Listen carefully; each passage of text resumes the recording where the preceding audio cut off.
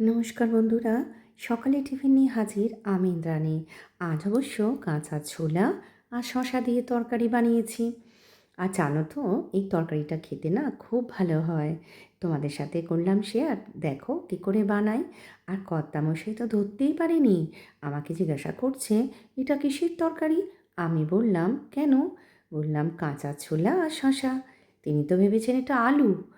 জানো তো, তাহলে দেখো প্রথমে কড়াই ঘি দাও, আর তার মধ্যে একটা পেঁয়াজ দাও, আর তারপরে 2-3 কোয়া রসুন দাও, আর তারপরেতে ওই কাঁচা ছোলাগুলোকে একটু মিক্সিতে ঘুরিয়ে নাও। কারণ আজকাল মানুষরা বড্ড কুঁড়ে হয়ে গেছে, ছোলাটাও চেবাতে তাদের দাঁতে আটকায়। তাই বাবা আগে ভাগেই ওই মিক্সিতে ঘুরিয়ে নিলাম একটু, দিয়ে একদম এবার দিয়ে নাড়াচাড়া করো। তারপর নাড়াচাড়া করতে করতে শশা কেটে রেখেছিলাম ডুমো ডুমো করে, সেগুলো দিয়ে দিলাম। দেওয়ার পর আবারও করলাম নাড়াচাড়া। এবার করতে করতে একটু কাঁচা লঙ্কা কুচিয়ে দেবে, যে যেমন ঝাল খাও, কর্তামশাই বেশি ঝাল খান না, তাই বেশি ঝাল দিলাম না। আর তলায় লেগে যাচ্ছিলো যেহেতু, ওই মিক্সির মধ্যে একটু জল ছিল দিয়ে দিলাম। এবার বড্ড সাদা সাদা লাগছে না, তাই জন্য ভাবলাম একটু হলুদ দিই, সামান্য একটু হলুদ দেব, আর পরিমাণ মতো নুন দেব। দেওয়ার পর আবারও করব নাড়াচাড়া, আর তার সাথে সাথে ঢাকাও দেবে।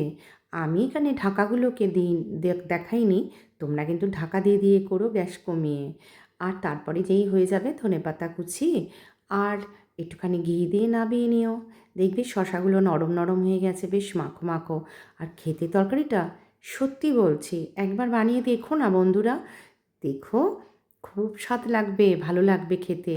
আর ইন্দ্রাণীকে কিন্তু জানাবে, আমি নিজে খাই তারপরে তোমাদের সাথে শেয়ার করি। আর আমিও সব আজে বাজে করি না, আর খুব কম তেল কম মশলায় তোমাদের সাথে শেয়ার করার চেষ্টা করি।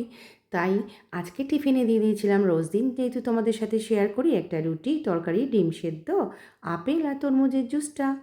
আর কর্তামশাই কিন্তু খুব ভালো খেয়েছে তরকারিটা, আর বলল খুব ভালো হয়েছে। তাই তোমাদের সাথে করে ফেললাম শেয়ার। বানিয়েও খেয়েও জানিও। টাটা।